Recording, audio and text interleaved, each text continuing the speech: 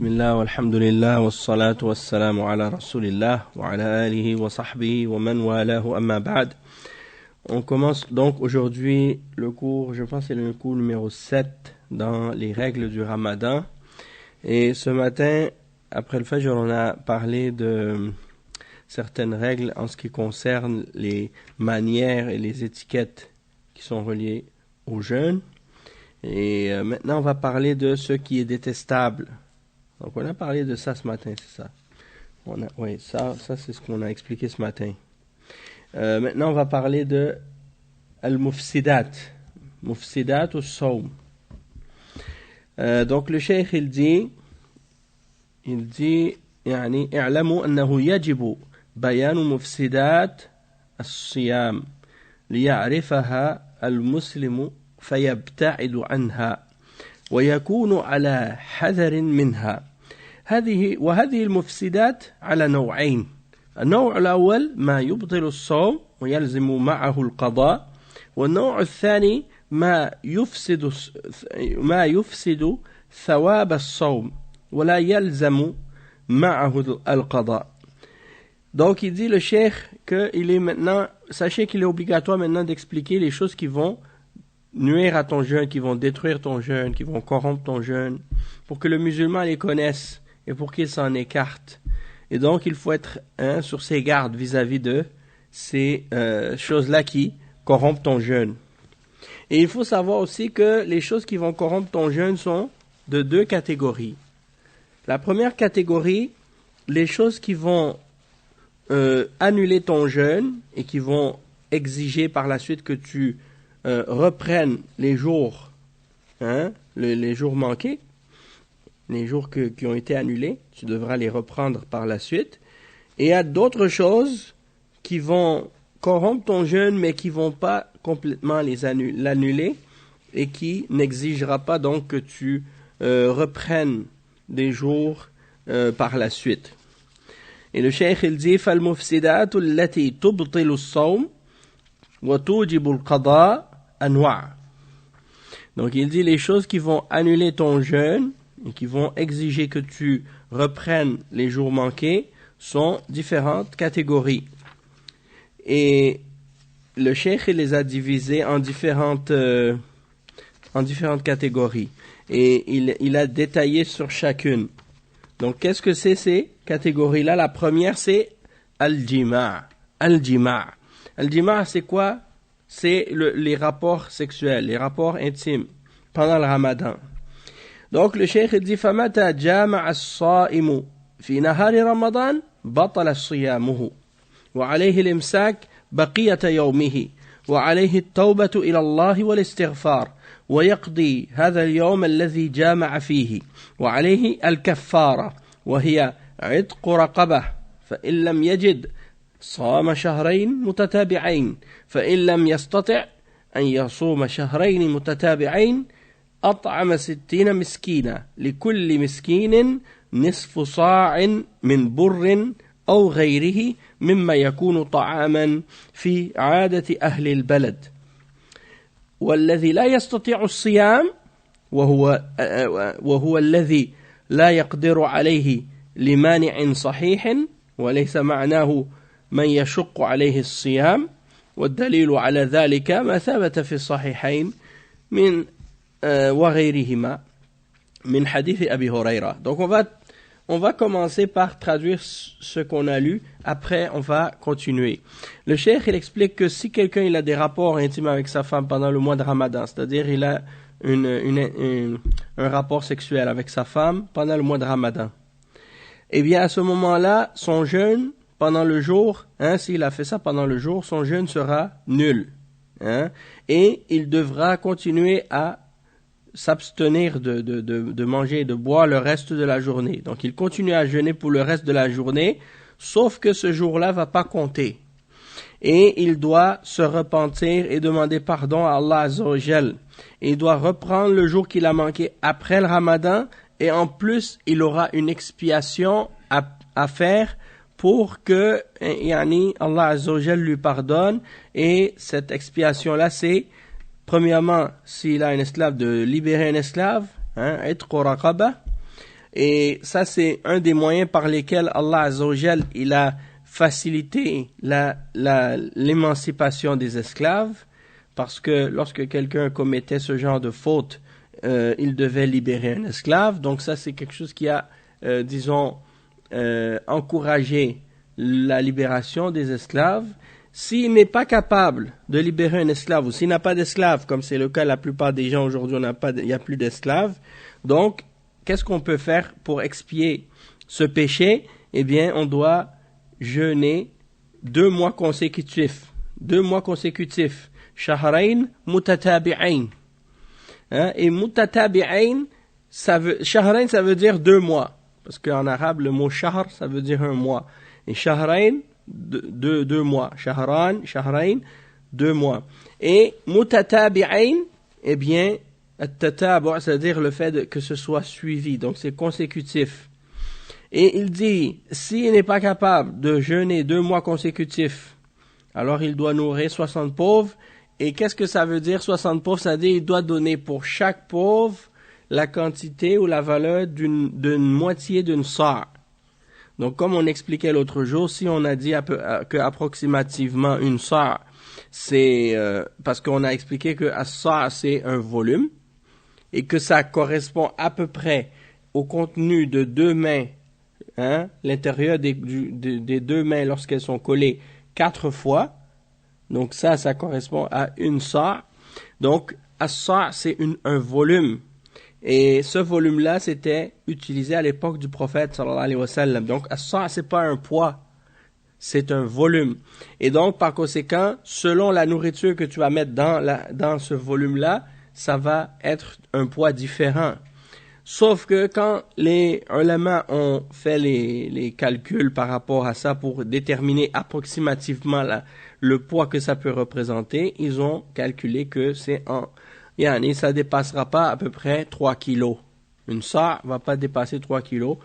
Et donc, ça veut dire quoi? Ça veut dire que si tu veux être sur le côté, le côté sûr, hein, tu veux te rassurer que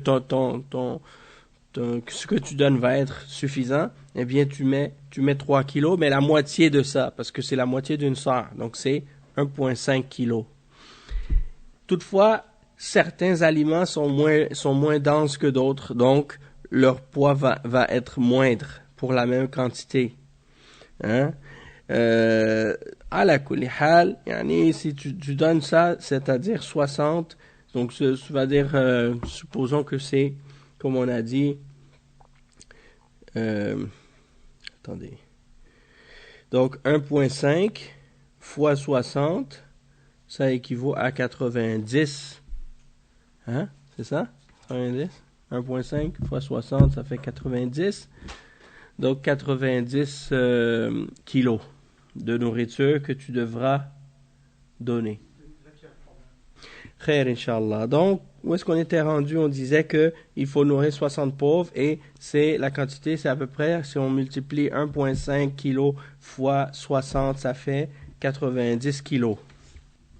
On a expliqué aussi, les ulama, ils disent que tu peux donner de la nourriture, ou de la nourriture préparée, ou de la nourriture non préparée. L'important, c'est que tu nourrisses 60 pauvres. Il dit que ça doit être de la nourriture que les gens ont l'habitude de manger dans un pays quelconque. Donc, si tu es dans un pays, par exemple, que les gens mangent pas de certains aliments, ou c'est pas leur habitude de manger tel produit ou telle chose, alors tu leur donnes pas des choses que eux ils mangent pas, tu vois. Si c'est un pays où les gens ils mangent beaucoup de riz, alors tu vas leur donner du riz, c'est mieux. Tu vas pas leur donner, par exemple, d'autres choses que eux ils mangent pas ou ils ont pas l'habitude de le manger. Donc c'est ça, qu'est-ce qu'on appelle qout, hein, qoutul balad. Il y a des choses qui accompagnent tous les repas dans certaines cultures. Donc c'est de ça que tu vas donner, hein, pour que les gens puissent manger. Ensuite, il dit que si tu peux pas jeûner 2 mois consécutifs, il faut que cet empêchement-là soit à cause d'un empêchement valide.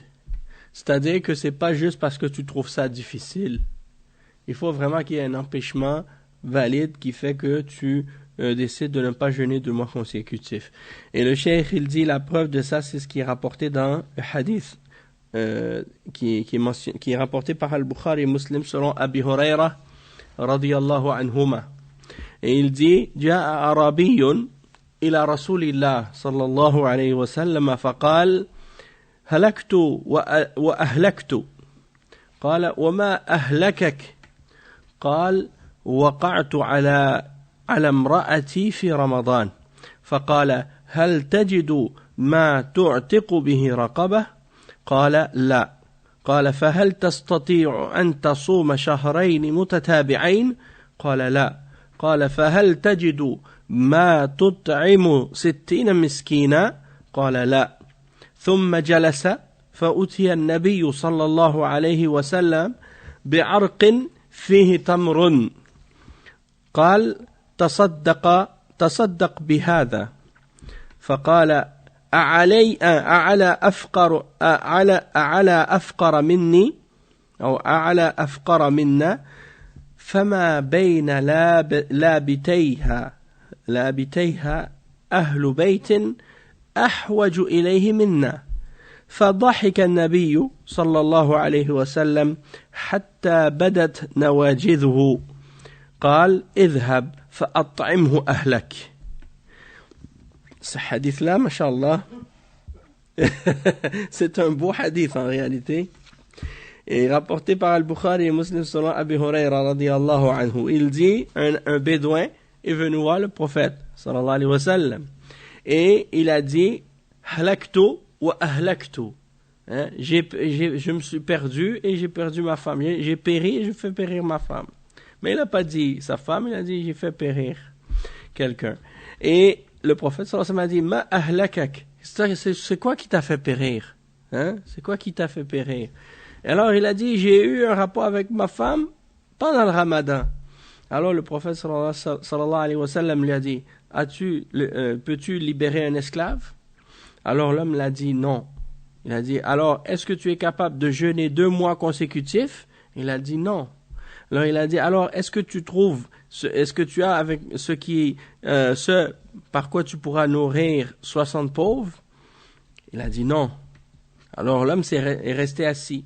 Et le prophète sallallahu alayhi wa sallam, à ce moment-là, quelqu'un est venu pour lui apporter, il dit al-arq, il dit بفتح العين وسكون الراء et هو الزنبيل. Donc on lui a ramené un contenant dans lequel il y avait des dattes. On lui a ramené des dattes. Alors le prophète sallallahu alayhi wa sallam a dit prends ces dattes et va les donner en sadaqa. Alors l'homme, qu'est-ce qu'il a dit? Il a dit, est-ce que je vais le donner à quelqu'un plus pauvre que nous?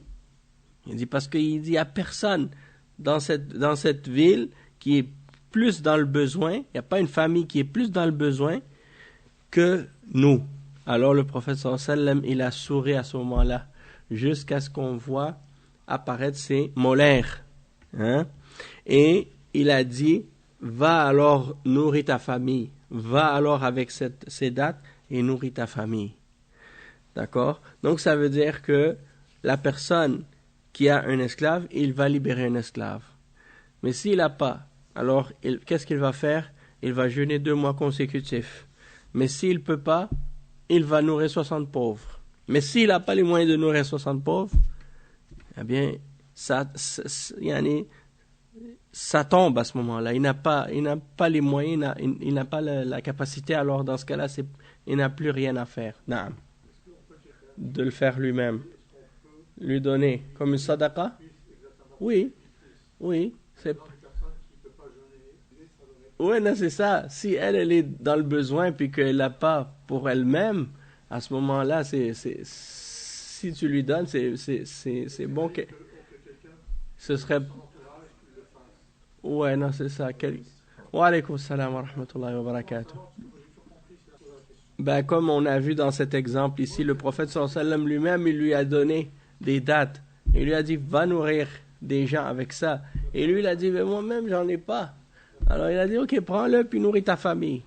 Parce que la meilleure sadaqa, c'est celle que tu fais envers ta famille. Hein? Donc avant de donner aux étrangers, c'est bien de commencer par soi-même. Masha'Allah. Et donc, le cheikh dit وقد ذكر شيخ الإسلام ابن تيمية أن الجماع في حق الصائم فيه شبه بالحيض والحجامة من ناحية أنه استفراغ وفيه شبه بالأكل والشرب من ناحية الشهوة فقال رحمه الله أما الجماع فباعتبار أنه سبب إنزال المني يجري مجرى الاستقاء والحيض والاحتجام فإنه نوع من الاستفراغ ومن جهة أنه إحدى الشهوتين فجرى مجرى الأكل والشرب وقد أخبر النبي صلى الله عليه وسلم عن ربه أنه قال في الصائم يدع طعامه وشرابه من أجلي فترك الإنسان ما يشتهيه لله هو عبادة مقصودة يثاب عليها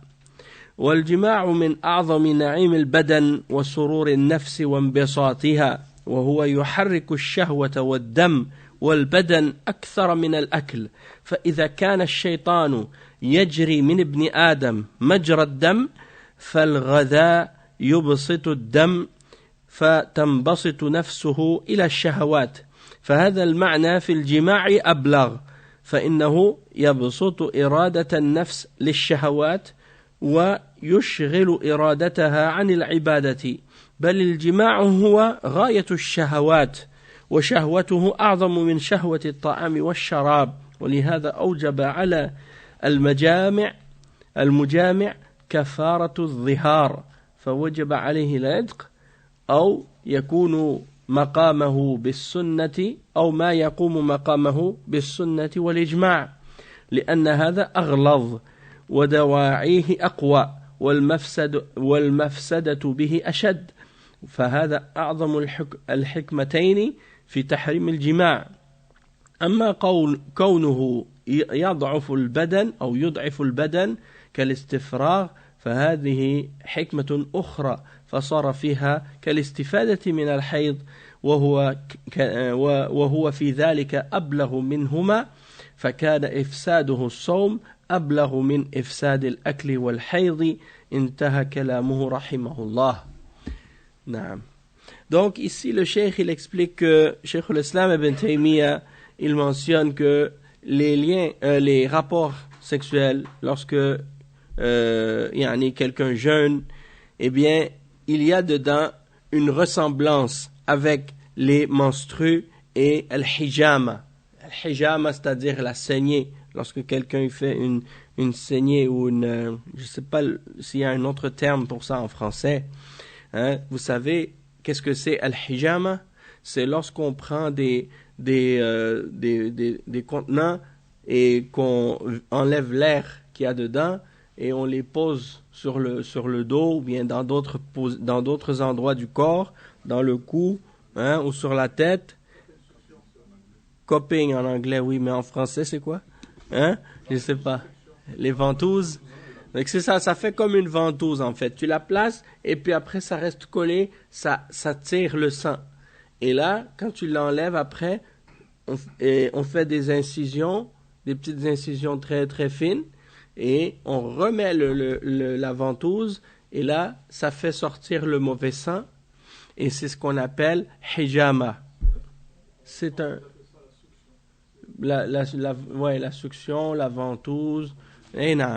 Donc ça c'est une façon ou une sorte de traitement que les musulmans ont utilisé depuis des siècles et ça continue même aujourd'hui à être utilisé. Hein, et il y en a qui font la hijama sèche et il y en a qui la font avec les incisions pour faire sortir le sang.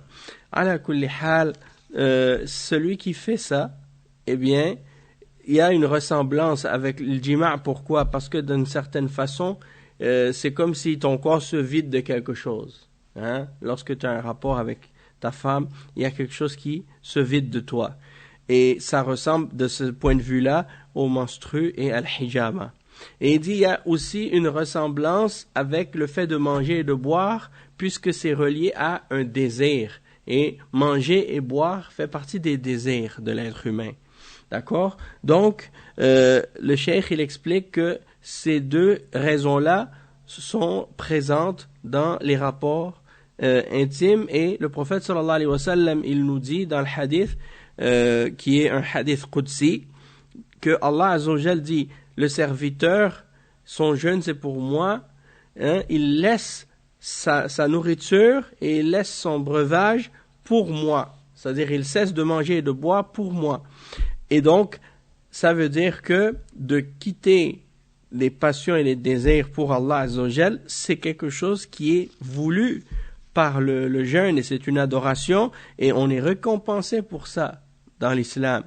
Donc, quand quelqu'un il a des rapports avec sa femme, ça c'est parmi les plus grandes sortes de plaisirs que le corps peut expérimenter, et la plus grande joie que l'âme peut ressentir, et ça fait bouger en lui ses passions et ses désirs, et le sang dans son corps va circuler plus, et donc par conséquent ça a une ressemblance avec le fait de manger, parce que quand tu manges, hein, ça fait circuler le sang aussi, puis ça active l'énergie dans ton corps.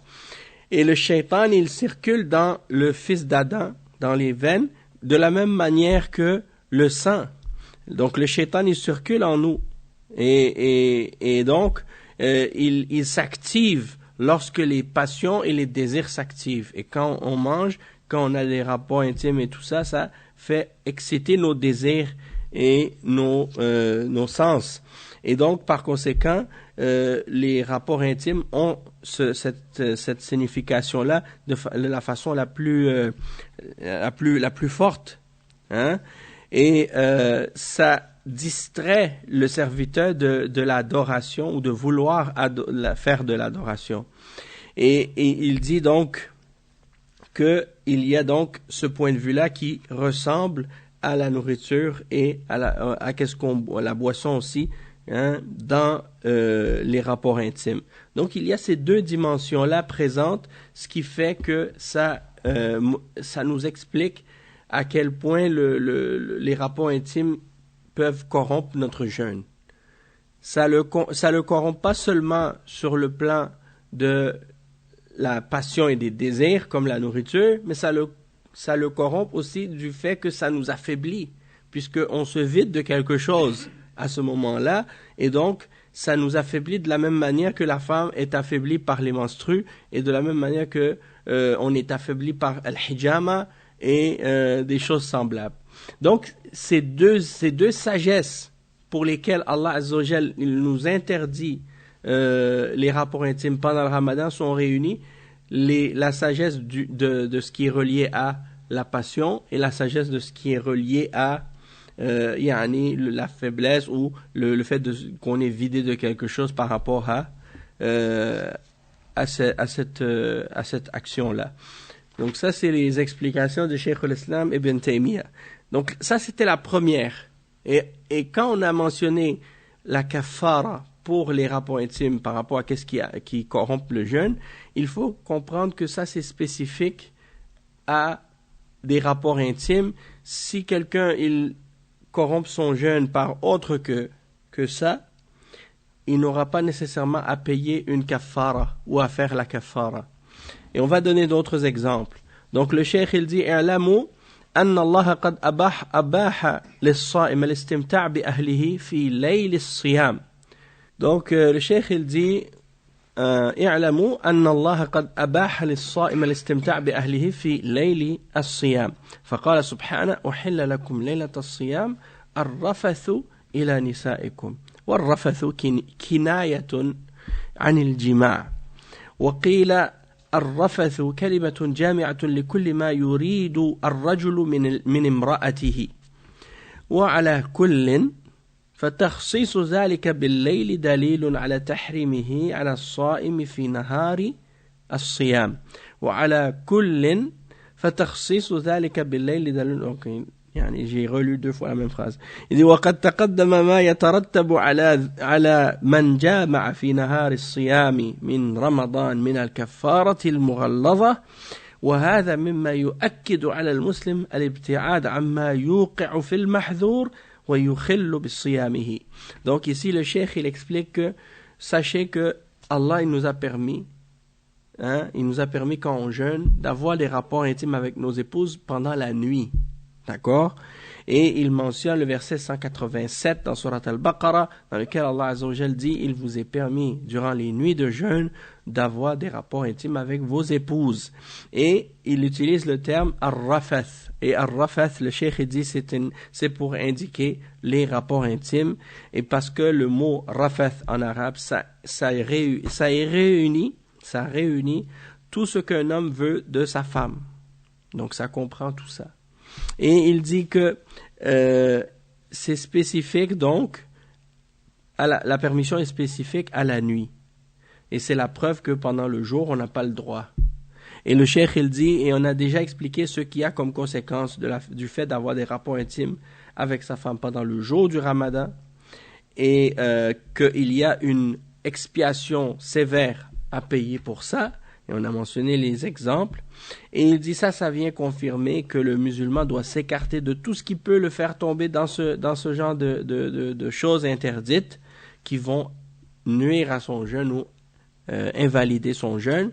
Et le cheikh il dit comme exemple de deuxième catégorie de ceux qui viennent invalider ton jeûne, il dit min al-muftirat al-mufsidat al-sawm inzal al-mani min ghayri jima' بل بسبب تقبيل أو مباشرة أو استمناء وهو ما يسمى بالعادة السرية أو تكرار نظر فإذا أنزل الصائم بسبب من هذه الأسباب فسد صومه وعليه الإمساك بقية يومه ويقضي هذا اليوم الذي حصل فيه ذلك ولا كفارة عليه ولكن عليه التوبة والندم والاستغفار والابتعاد عن هذه الأشياء المثيرة للشهوة لأنه في عبادة عظيمة مطلوب منه أن يدع شهوته وطعامه وشرابه من أجل ربه عز وجل. Donc le cheikh il explique ici que parmi les choses qui vont annuler ton jeûne et qui vont invalider ton jeûne, il y a le fait d'avoir une éjaculation sans rapport intime. Donc si tu as un rapport intime dans le ramadan, ça annule ton jeûne, et en plus il y a une kafara. Mais si tu n'as pas de rapport intime et que tu n'as pas un rapport intime avec ta femme, mais que tu as une éjaculation, soit parce que tu as embrassé ta femme, ou bien que il y a eu des touchés, ou bien par masturbation, eh bien à ce moment-là, ça va annuler ton jeûne. Ou bien aussi par le fait de regarder plusieurs fois quelque chose qui t'excite, sexuellement. Donc ça, si tu fais ça, eh bien ça risque de te faire perdre ton jeûne parce que tu vas avoir une éjaculation à cause de ça, ce qui va faire que tu vas perdre ton jeûne. Ton jeûne ne sera plus bon. Et le cheikh, il explique, il dit, parce que ça, c'est une des choses, l'éjaculation, c'est une des choses qui fait partie des choses qui annulent le jeûne d'une personne. Et donc, il doit, si jamais ça lui arrive, il doit continuer à jeûner le reste de la journée qu'il a eu cette éjaculation-là pendant le jour du Ramadan. Et que ça a été lui la cause. C'est-à-dire, c'est lui qui a été la cause pour que il ait une éjaculation. Alors à ce moment-là, il doit continuer le reste de la journée et reprendre cette journée-là plus tard et se repentir, mais il n'a pas d'expiation de kafara à payer pour ça. C'est pas comme c'est pas la même chose, ou c'est pas comparé comme celui qui a un rapport avec sa femme, une relation sexuelle avec sa femme. C'est différent, il n'a pas de kafara à payer, sauf qu'il doit se repentir, il doit avoir les remords, il doit demander pardon, et il doit s'éloigner des choses qui excitent ses désirs et sa tentation. Il dit pourquoi? Parce que le jeûne est une grande adoration qui nécessite de délaisser nos passions, nos désirs, notre nourriture et de cesser de boire pour Allah Azza wa Jal. Toutefois, le cheikh, il explique ici ensuite, il dit وَالنَّائِمُ إِذَا احْتَلَمَ فَأَنْزَلَ لَمْ يُؤَثِّرْ ذَلِكَ عَلَى صِيَامِهِ وَلَيْسَ عَلَيْهِ شَيْء لأن ذلك بغير اختياره ولكن عليه الاغتسال كما هو معلوم. Donc le cheikh il dit toutefois, si quelqu'un il a qu'est-ce qu'on appelle en arabe al-ihtilam. L'ihtilam ça veut dire quoi? C'est quand quelqu'un par exemple il est en train de dormir et il a un rêve. Dans ce rêve, il voit des choses qui l'excitent. C'est comme un rêve, on appelle ça les rêves érotiques. Donc il va avoir ce genre de rêve. Et dans ce rêve, il voit des choses qui l'excitent. Il a une éjaculation pendant son sommeil. À ce moment-là, ça n'affecte pas son jeûne. Et il n'a pas besoin de refaire ce jour-là parce que c'était pas volontaire. C'est quelque chose qui est arrivé. Wa alaykoum salam wa rahmatullah. C'est quelque chose qui lui est arrivé hors de son contrôle parce qu'il dormait. Et on sait que le prophète sallallahu alayhi wa sallam a dit que la plume, elle est soulevée pour 3 personnes et il a mentionné la personne qui est impubère jusqu'à ce qu'elle atteigne l'âge de la puberté, c'est-à-dire donc jusqu'à ce qu'il ait justement un ihtilam, et il a dit la personne qui dort jusqu'à ce qu'elle se réveille, et le fou jusqu'à ce qu'il retrouve sa raison. Donc la personne qui dort, elle n'est pas responsable de ce qu'elle fait quand elle dort. Et donc, elle n'a pas rien à faire. La seule chose qu'elle doit faire quand elle se réveille, c'est de faire son ghusl pour se purifier. C'est tout. D'accord? Et son jeûne, il est toujours valide. Il n'y en a pas à reprendre le jour. Il n'y en a pas d'expiation, rien, puisqu'elle n'a pas commis de péché. Donc ça va? C'est clair, cette catégorie-là? Ok. La 3e catégorie, النوع الثالث من مفسدات الصوم الأكل والشرب متعمدا لقوله تعالى وكلوا واشربوا حتى يتبين لكم الخيط الأبيض من الخيط الأسود من الفجر ثم أتموا الصيام إلى الليل فأباح سبحانه وتعالى الأكل والشرب إلى طلوع الفجر الثاني ثم أمر بإتمام الصيام إلى الليل وهذا معناه ترك الأكل والشرب هذه الفترة ما بين طلوع الفجر إلى الليل. وعليكم السلام ورحمة الله وبركاته. Donc le cheikh il explique parmi les choses qui annulent le jeûne. La 3e chose c'est quoi? Manger ou boire volontairement et intentionnellement. Et Allah Azza wa Jal il dit à ce sujet-là dans le verset 187 dans Surat Al-Baqarah, mangez et buvez jusqu'à ce que se distingue la clarté du jour de la noirceur de la nuit. À l'aube. Et ensuite, complétez votre jeûne jusqu'à la nuit, c'est-à-dire jusqu'au coucher de soleil. Et donc, Allah Azza wa Jal, il nous permet de manger et de boire depuis le lever de l'aube, qu'on dit le 2e aube, c'est-à-dire al-Fajr al-Sadiq. Et on a expliqué plusieurs fois qu'est-ce que c'est al-Fajr al-Sadiq, ou le 2e aube. On a dit il y a deux aubes. La première aube, c'est lorsque on voit une clarté qui apparaît à l'horizon, mais qui est une clarté à la verticale. C'est comme des lueurs verticales. Il dit ça, c'est le Fajr al-Kadhib. Wa alaykoum salam wa rahmatullah. C'est le fausse aube. Et le vrai aube, c'est quand c'est la ligne blanche qui apparaît à l'horizon.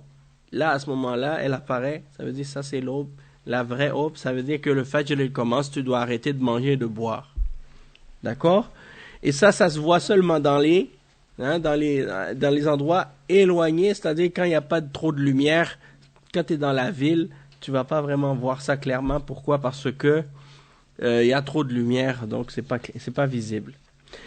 Et le cheikh, il explique ensuite, il dit que le prophète sallallahu alayhi wa sallam, il mentionne la parole d'Allah Azza wa Jal à propos du jeûneur. Il dit yada'u ta'amahu wa sharabahu min ajli. Donc ça c'est la preuve que le jeûneur il doit pas manger et boire parce que Allah Azza wa Jal il dit mon serviteur il jeûne donc il cesse de manger et de boire pour moi, pour satisfaire mon ordre et ma volonté, Et donc tu dois cesser de manger et de boire. C'est-à-dire, tu ne dois rien laisser parvenir de la nourriture ou de la boisson dans ton estomac. Il n'y a rien qui doit rentrer par ta bouche ou par un autre moyen que la bouche, même par le nez. Des fois, tu peux parfois faire rentrer des choses dans ton estomac, ça rentre par le nez. Donc, il faut faire attention à ça. Et même, il y en a des fois, les ulama disent, quand tu fais ton wudu, pendant le ramadan, essaie de pas trop aspirer fort l'eau dans le wudu pour éviter que, par erreur, des choses rentrent dans ton nez puis que ça rentre dans ton estomac. Ou bien quand tu fais le madmada, quand tu mets l'eau dans ta bouche, ou al-istinshaq quand tu fais dans ton nez. Al-istinthar ou al-istinshaq. Ala kulli hal, si ça arrive et que c'est par accident, tu ne seras pas blâmé. Mais il faut juste prendre des précautions. Et le cheikh il dit وَكَذَا إِيصَالُ كُلِّ شَيْءٍ مَائِعٍ أو جامد إلى جوفه كأخذ الإبر المغذية وتناول الأدوية وحقن الدم أو حقن الدم في الصائم لإسعافه به كل هذه الأمور تفسد صومه لأنها إما مغذية تقوم مقام الطعام وإما أدوية تصل إلى حلقه وجوفه فهي في حكم الطعام والشراب كما نص على ذلك كثير من الفقهاء رحمهم الله. أما الإبر غير المغذية فإن كانت تؤخذ عن طريق الوريد فالذي يظهر أنها تفطر الصائم لأنها تسير مع الدم وتنفذ إلى الجوف وإن كانت تؤخذ عن طريق العضل فالأحوط تركها لقوله صلى الله عليه وسلم دع ما يريبك إلى ما لا يريبك ومن احتاج إلى تناول شيء من هذه المذكورات لحالة مرضية تستدعي ذلك ولا تقبل التأجيل إلى الليل فإنه يتناول ويقضي ذلك اليوم لأنه مريض. والله تعالى رخص للمريض بالإفطار والقضاء من أيام أخر. والاكتحال يعتبره بعض الفقهاء من المفترات لأنه ينفذ إلى الحلق ويجد الصائم طعم الكحل في حلقه غالبا فلا ينبغي للصائم أن يكتحل في نهار الصيام من باب الاحتياط والابتعاد عن الشبهة. Donc ici le cheikh il explique que tout ce qui rentre dans le corps comme liquide ou comme solide et que ça atteint son estomac, eh bien ça va avoir un impact sur son jeûne, ça va affecter son jeûne. Et il donne comme exemple les injections qui sont nourrissantes. Quand tu prends soit une injection qui va te nourrir, ou bien qui va te donner de l'énergie, ou bien des infusions de sang, eh bien ça va annuler ton jeûne. Non. Les vaccins, c'est ça, c'est ce que le cheikh il mentionne. Il dit si c'est des injections qui ne sont pas nourrissantes, il dit à ce moment-là, le cheikh lui qu'est-ce qu'il dit? Il dit si c'est pas nourrissant, eh bien à ce moment-là il dit c'est quelque chose et c'est mieux de l'éviter parce qu'il dit fal ahwat tarkuha. Donc si tu veux être plus précautionneux, tu veux être plus sur le côté de la précaution, c'est préférable que tu le prennes pas. Il dit si ça va directement dans les veines, l'injection, alors à ce moment-là, ça brise le jeûne, il dit, si c'est dans les veines. Mais il dit si c'est dans le muscle et qu'on te fait une injection dans le muscle, tu disais le vaccin, c'est ça. En fait, c'est pas nourrissant. Et ça va pas dans les veines. En général, ils te font le vaccin dans le muscle. Alors, c'est ça qu'il dit ici. Donc, il dit, le cheikh, si c'est dans le muscle, il dit alors à ce moment-là, le mieux, al-ahwat tarkuha. Mais moi j'ai lu des fatwas d'autres mashayikh parmi les ulama, ils ont dit que ça n'annule pas le jeûne, le vaccin. Donc wallahu a'lam.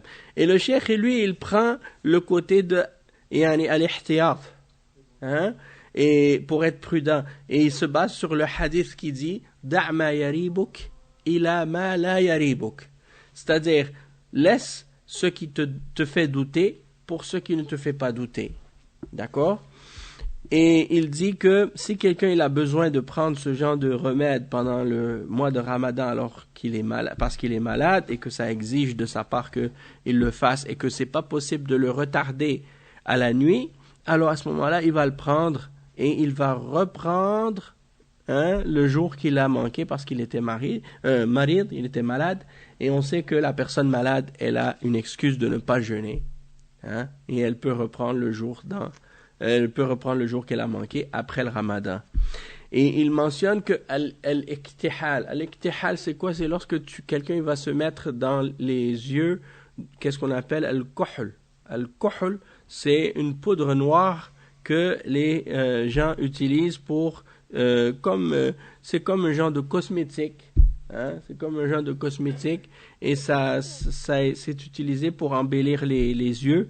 Même certains l'utilisent comme pour des raisons médicales parfois. Ça peut guérir certaines choses dans les yeux. Et le cheikh, il dit que certains ulama, ils considèrent que ça annule le jeûne parce que tu goûtes. Quand tu utilises le kohl dans tes yeux, tu prends le goût du kohl tu le ressens dans ta bouche. Mais en fait, le nez, les yeux et les oreilles souvent connectés. Donc souvent quand il y a une chose qui passe dans les yeux, c'est connecté avec la bouche et le nez et tout. Et donc c'est préférable d'être prudent par rapport à ces choses-là et d'éviter de les faire pendant le Ramadan. D'accord? En ce qui concerne ce que je me souviens d'une fatwa à propos des gens qui utilisent des pompes pour l'asthme. Il dit ça n'annule pas le jeûne. Hein, tu fais la pompe et ça rentre dans les poumons, ça rentre pas dans l'estomac. Donc si quelqu'un a besoin d'utiliser les pompes, je pense qu'ils appellent ça en arabe al-bakhar ou quelque chose comme ça. Al-bakhar, al-bakhar, bilkha, al-bukhoukh, al-bakhar. Je pensais que c'était al-bakhar. Ok. Donc alors ça, ils disent que ça n'annule pas le jeûne. Hein? Là, je me base sur ma mémoire. La quatrième catégorie de choses qui annulent le jeûne, min al-muftirat, istikhraj ad-dam min as-sa'im bi hijamatin aw fahsin aw sahbin للتبرع به أو لإسعاف مريض ونحو ذلك. والأصل في هذا قوله صلى الله عليه وسلم في الحجامة أفطر الحاجم والمحجوم. رواه أحمد والترمذي. Il faut savoir ici que certains de ces muftirats, comme celles qu'on mentionne maintenant, il y en a des ulama qui ont divergé là-dessus. Il y a des divergences entre les madhahib et entre les paroles des ulama. Ala kulli hal, il dit ici, le cheikh, que de faire comme par exemple quelqu'un qui va faire des dons de sang ou faire sortir du sang pendant qu'il est en train de jeûner, s'il fait une hijama, ou s'il fait un test de sang, ou s'il se fait enlever du sang pour, par exemple, quelqu'un qui a besoin d'une transfusion, il va faire un don de sang pour sauver la vie de quelqu'un, ou quelque chose comme ça. À ce moment-là, il dit que ça annule le jeûne, et il se base sur le hadith du prophète sallallahu alayhi wa sallam. Et ce hadith-là, il est rapporté par Abu Daoud, An-Nasa'i, Ibn Majah, Ibn Hibban dans son Sahih, et Al-Hakim, et il a dit Sahih ala shart al-shaykhayn wa Ahmad fi al-Musnad. Donc ils disent dans ce hadith aftar al-hajim wal mahjum. Donc c'est-à-dire que la personne qui fait la hijama est celui qui se la fait faire. Il a rompu son jeûne. Et il dit وقد وردت معناه بأحاديث كثيرة.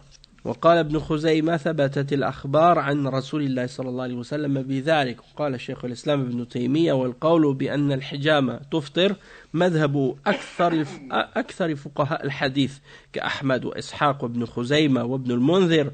وأهل الحديث الفقهاء فيه العاملون به أخص الناس باتباع محمد صلى الله عليه وسلم وهو وفق الأصول والقياس.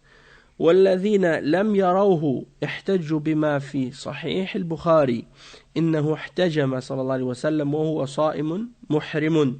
وأحمد وغيره طعنوا في هذه الزيادة وهي قوله وهو صائم، وقالوا الثابت أنه احتجم وهو محرم. وقال أحمد وهو صائم ليس بصحيح، إلى أن قال الشيخ وهذا الذي ذكره أحمد هو الذي اتفق عليه الشيخان ولهذا أعرض مسلم عنه ولم يثبت إلا حجامة المحرم. انتهى كلام الشيخ رحمه الله. وأما خروج الدم بغير قصد من الصائم كالرعاف ودم الجراحة وخلع الضرس ونحوه فإنه لا يؤثر على الصيام لأنه معذور في خروجه منه في هذه الحالات. Donc ici le cheikh il explique que non, moi j'ai entendu des ulama qui ont expliqué que si c'est par exemple comme tu dis pour le diabétique là, la quantité de sang qui sort c'est pas suffisant pour considérer que ça annule son jeûne parce que c'est juste une petite goutte de sang qui va être utilisée. Mais celui qui enlève des fioles là, des petites fioles de sang pour faire des prises de sang, moi qu'est-ce que j'ai lu de la part des ulama à ce sujet-là, c'est que ça n'annule pas le jeûne. Et la question de la hijama, c'est une question, comme je disais, sur laquelle il y a des divergences. Et ici le cheikh il mentionne justement que le hadith qu'on a lu tout à l'heure, il dit al-hajim wal-mahjoum. Al-hajim ça veut dire celui qui fait le hijama, wal-mahjoum. Là, quelqu'un pourrait se poser la question. Et je pense que, wallahu a'lam, mais sur ce hadith-là, il y a des divergences. Yani. Ala kulli hal, les ulama, il y en a parmi les ulama qui disent que ça n'annule pas le jeûne, le hijama, ça n'annule pas le jeûne, et ils se basent sur un hadith qui est rapporté par Al-Bukhari dans son Sahih. Et dans cette narration-là, il dit que le prophète sallallahu alayhi wa sallam, il a pratiqué al-hijama lui-même pendant qu'il était en train de jeûner et quand il était muhrim. Et tandis que d'autres ulama de hadith comme l'imam Ahmad ibn Hanbal ont dit que cet ajout qui mentionne qu'il était en train de jeûner, elle n'est pas authentique. Hein? Et il dit que ce qui est authentique, c'est qu'il était en état d'ihram et non pas qu'il était en train de jeûner. Et donc il dit,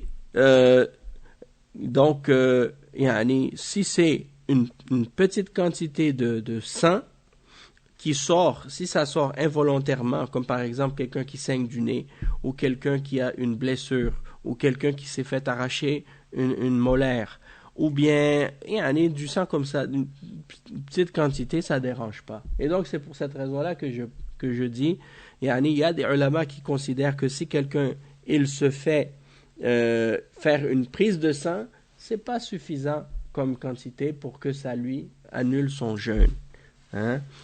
Wallahu ta'ala a'lam.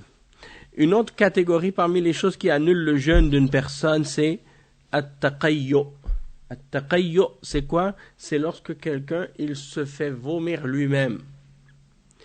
Donc si quelqu'un vomit involontairement, ça n'annule pas son jeûne. Mais si quelqu'un se fait vomir lui-même, par exemple, il se rentre les doigts dans la gorge et il se force à vomir lui-même, là, ça annule son jeûne. Et le cheikh, il dit à ce sujet-là, il dit « Min al-muftirat at-taqayyu wa huwa istikhraju ma fi al-ma'idati min ta'amin aw sharabin an tariq al-fam muta'ammidan liqawlihi sallallahu alayhi wa sallam man istaqa'a 'amdan falyaqdi » Donc c'est rapporté par At-Tirmidhi et il dit al-amalu alayhi 'inda ahli al-ilm. Donc le prophète sallallahu alayhi wa sallam il dit dans ce hadith qui est rapporté par At-Tirmidhi, celui qui se fait vomir lui-même volontairement alors qu'il reprenne le jour manqué. Hein? Et il dit, قال شيخ الإسلام ابن تيمية رحمه الله فنهى عن إخراج ما يقويه ويغذيه من الطعام والشراب الذي به يتغذى لما يوجب إخراجه من نقصان بدنه وضعفه فإنه إذا مكن منه ضره وكان متعديا في عبادته لا عادلا فيها أما إذا غلبه القي وخرج منه بغير اختياره فإنه لا يؤثر على صيامه لقوله صلى الله عليه وسلم من ذرعه القي فليس عليه قضاء رواه الترمذي ومعنى ذرعه القي أي غلبه ومما ينهى عنه الصائم المبالغة في المضمضة والاستنشاق قال صلى الله عليه وسلم وبالغ في الاستنشاق إلا أن تكون صائما. Donc ici le cheikh il explique que si quelqu'un il vomit involontairement que ça il n'a pas à ce moment-là à reprendre le jour dans lequel il a vomi involontairement. Et la personne aussi quand elle jeûne elle doit essayer de, comme je disais tout à l'heure, de ne pas exagérer quand elle fait al-madmada ou al-istinshaq, c'est-à-dire quand elle met de l'eau dans son nez ou dans sa bouche pour faire le wudu, elle ne doit pas exagérer avec la quantité pour éviter que par accident elle avale de l'eau. Il dit le cheikh il dit وقال شيخ الإسلام ابن تيمية رحمه الله وذلك لأن نشق الماء بمنخريه ينزل الماء إلى حلقه وإلى جوفه فيحصل له ما يحصل للشارب بفمه ويغذي بدنه من ذلك ويزول العطش بشرب الماء.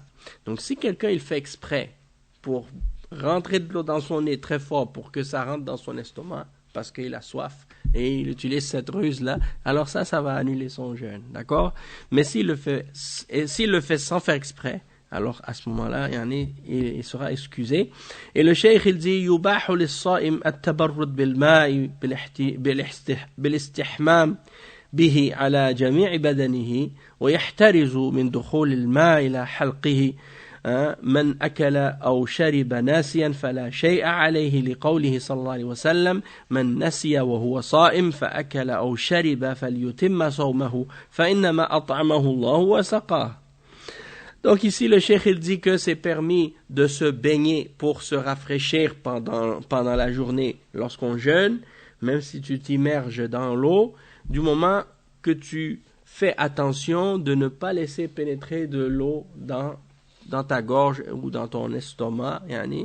Et il dit, tandis que celui qui, par accident ou par oubli, il a oublié et il a mangé ou il a bu sans faire exprès, alors à ce moment-là, son jeûne est toujours valide et il n'a pas à reprendre cette journée-là parce que le prophète sallallahu alayhi wa sallam, il dit dans le hadith rapporté par Al-Bukhari et Muslim, ce qui signifie celui qui a oublié alors qu'il était en train de jeûner et qui a mangé ou bu, qu'il complète son jeûne, car c'est Allah qui l'a nourri et qui l'a abreuvé.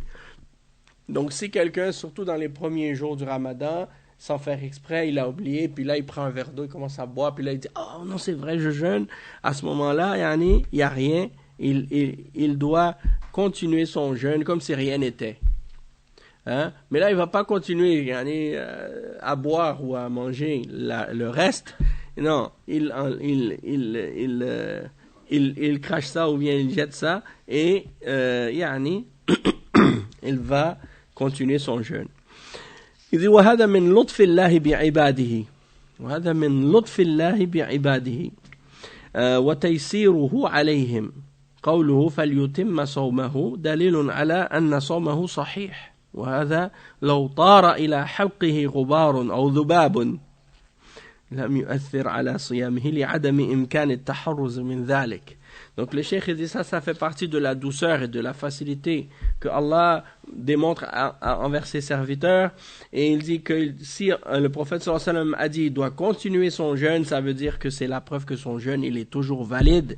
Et il dit si par exemple quelqu'un sans faire exprès de la poussière qui rentre dans sa bouche ou bien une mouche, elle rentre dans sa bouche puis lui il avale la mouche pendant qu'il est en train de jeûner, ça va pas affecter son jeûne parce que il n'a pas fait ça par exprès.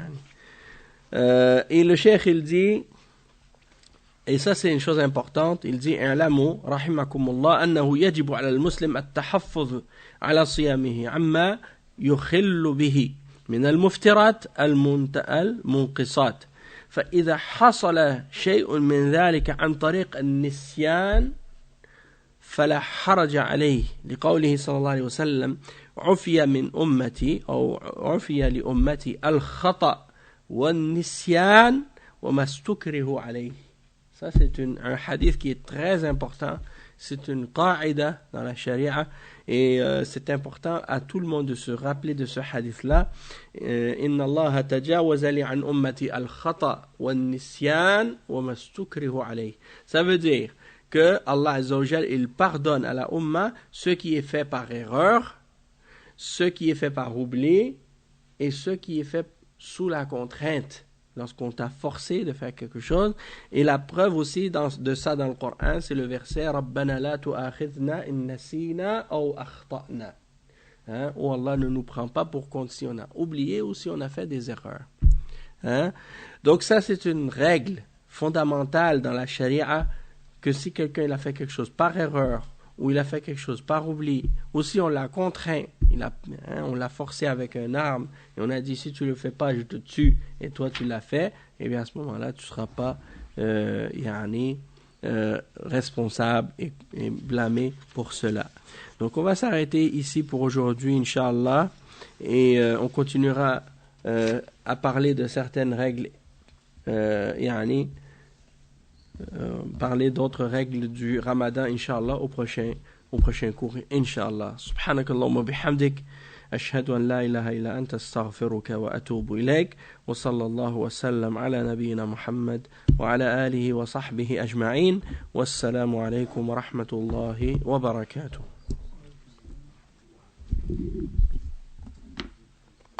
وإياكم.